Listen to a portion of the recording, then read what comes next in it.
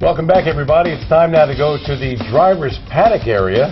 Is it a driver's paddock area or is it a paddock area? Well, it's a driver's and a horse's paddock area because they have to kind of share it, right? And we had to find a driver, so that's where we go, right? That's so we got to find a driver. Exactly. And the driver we're in search of is Tim Curtin. Let's watch. Let's start with, where are you from, Tim? I'm from a little town in Illinois called Ottawa. It's right outside of Chicago. And how long have you been on the East Coast? I moved out here in 2000 to Delaware. Ah, are you still living in Delaware? No, I moved up by Sam Beagle's farm there in PA. Okay. How did you get into the business? My father raced horses, so naturally I just grew up doing it. Okay. Yeah, you have a really great relationship with Sam. Actually, he's given you a lot of great horses to drive. Is there any favorites? Sam's got a bunch of good horses. I can't really...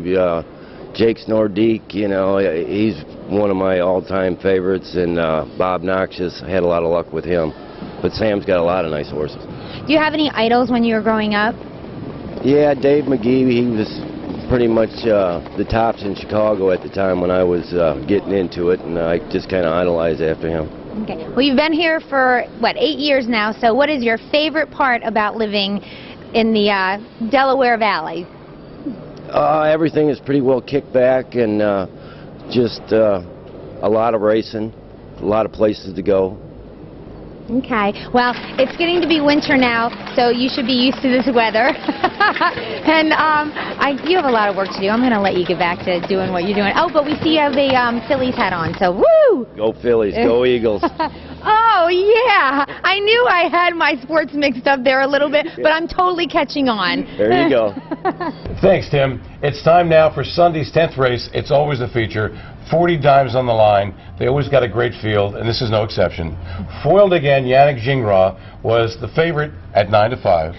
And then, oddly enough, Tim Tetrick, who was on Total Truth, who's only had 6 starts and was the 2006 Pacer of the Year in the entire country, and beat up on these guys last week, came back from the 8-hole at 5-2, which was maybe a little bit odd. And Sharky Osborne was 9-2 with Goodell. Here's the exciting call. Let's watch. They're off. Good start. Center of the track. Sharky Osborne left way out wide. There goes Total Truth. Right there in the mix is PS I Love You Heartbreaker. Down toward the inside is True North Hanover as they scrimmage for early positioning heading into the far turn. And Sharky Osborne comes away with the lead. Tetrick's on the move with Total Truth on the outside. PS I Love You Heartbreaker up and close to the pace this afternoon in third. Down on the inside is True North Hanover fourth. Looking to drop in fifth is Foiled again as they approach the quarter pole, and up to take the lead from his outside post was Total Truth.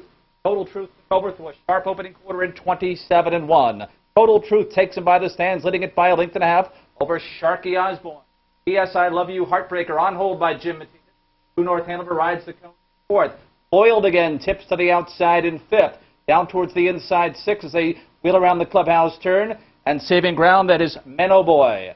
As they head into the backstretch, head to the half-mile pole with Total Truth, the one to knock off, but Sharky Osborne's not far behind. They went a half mile in 55-3, heading up the backstretch, and the one to catch is Total Truth, Sharky Osborne, and now making noise first over Gingras, and Foiled again on the move in third. Tough spot at the inside for PS I Love You Heartbreaker in fourth. Fifth on the outside and gapping is Quality Western. In behind the crowd is True North Hanover. EOS is going to be fanned 3 wide. And dropping back to trail the field was Menno Boy in 1:23-4. It's a tight pack on the final turn. Total Truth confronted at the top of the stretch by Foiled again. Foiled again in Total Truth. Sharky Osborne is next, unwinding from a long way back. Here comes EOS as they turn for home, and Foiled again has put away Total Truth. It's Foiled again to the front. The public got it right. Go figure. Okay?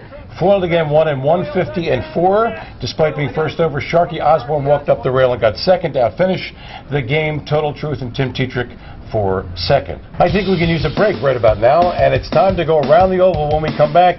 And we're going to go up north, for a fine organization up there, and watch some terrific races when we come back. Rob is the rabbit's foot because everyone feels a little luckier when he's around. And that's why he's a part of your group. Everyone plays a part at Harrah's. Only 10 minutes south of the Philadelphia airport.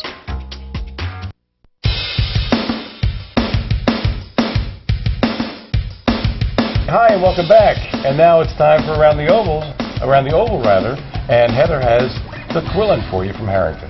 Yes, the Bobby Quillen Memorial, our biggest race of the year at Harrington, named after a state representative who was a huge racing fan. He was at the track like every night, and everybody loved this guy. The one horse you really want to check out here is Mr. Big. He's won $1.5 million this year alone, and he was great in the elimination. So. And he didn't have Mr. Artistic Fellow to deal with. And he didn't have Artistic Fellow to deal with. And you know what is really great? Our announcer's name is Jack Gallagher. They're midway up the back stretch. Booze Cruisin' continues to lead. It's about a length. Kenneth J. Here comes Mr. Big 3 wide. Toward the inside, Western Ace. Following out there 3 wide is Took Hanover 3/4 in 1:22 and 4. They make the way on the final turn. Booze Cruisin' still there, but here's Mr. Big coming right up alongside. Took Hanover 3 wide. They approach the top of the stretch. Turning around, Booze Cruisin'. Mr. Big, Western Ace waiting for room. They come off the turn. Mr. Big out on the center of the track gets the lead now. Here's Mr. Big. Mr. Big was gigantic. He was huge. Huge. In 151 and 2, Brian Sears guided him second over and then made a 3-wide move. They end up winning his 9th straight. That's amazing. He's a money machine. He is a money machine. And Delaware's Governor Ruth Ann Minner was there to present the trophy, so that was pretty cool. The cast of Ben-Hur was in the winner's circle. I mean, it's like everybody was there. The only people that weren't there were us. He was a popular guy. I don't know about you. I was there. How you were? Yeah. There was a dead heat for second I want to mention between One the West and Maltese Artist, who actually won the Quillen last year. Oh, yeah. Very interesting. Ooh. Let's go now to Canada, as promised, to Woodbine. For the Governor's Cup, they had 3 eliminations, and the Governor's Cup was a staple at the now deceased Garden State Park. It was a big stakes race over there, and it's very big up in Canada now. In the first division, Well Said was the 6-5 favorite. Nebuchadnezzar was the 2-1 second choice. I can't say that 3 times Nebuchadnezzar. fast. Same thing. And ahead of the curve was the 5-2 third choice.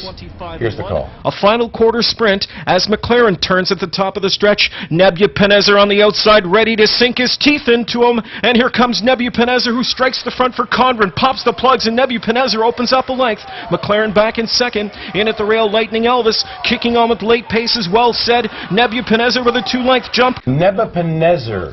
Very good. Sounds like Ebenezer Scrooge for some reason. I don't know. Nebuchadnezzar. Despite having to come first over, got the money for Steve Condren in 152 flat. These are 2-year-olds, by the way.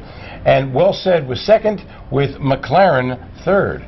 In the second division, Major and Art was an overwhelming 3-5 favorite. Millionaire Camp 2-1, and the undefeated Art Colony was 6-1 from the rail. A very interesting heat. They're off the turn and into the stretch.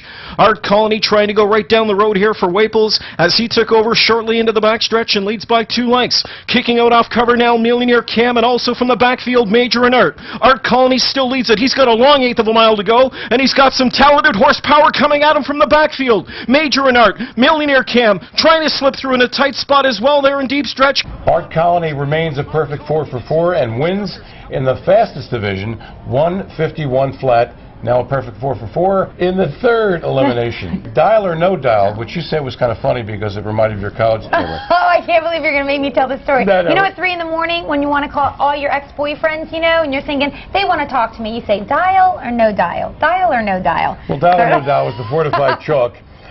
Carnivore was the 9-5 second choice. Born to Rock and Roll, the 7-1 third choice. Here's the third limb. Let's watch. From third is Captain Sir. They're at 3/4 in 1:23 and 3. Off stride coming out of the turn, Western Dakota. Top of the stretch lead for Dial or No Dial. Carnivore trying to hang tough from first over. Captain Sir gaps off the pocket trip. Wanting room at the rail is Amazon Art. He's going to find a seam now. Way out wide and closing up both Hypnotic Blue Chip and Rescue Plan, but by 2 lengths in deep stretch. Dial or No Dial. Dial or No Dial, as you would have wanted, won the race with Brian Sears. Sears never touched him in the lane. They only won 152. He never lifted a line. So I got to think in the final, he's going to be the one to beat. 19-1, Hypnotic Blue Chip was second. 30-1, Amazon Art with Tim Tetrick was third. Tetrick goes everywhere. Does he let go every? He has no social life. He just drives horses for a living. That's it. So for Heather Moffett, I'm Steve Ross. Until next week, I was told to say a quick goodbye. So a quick goodbye. See ya.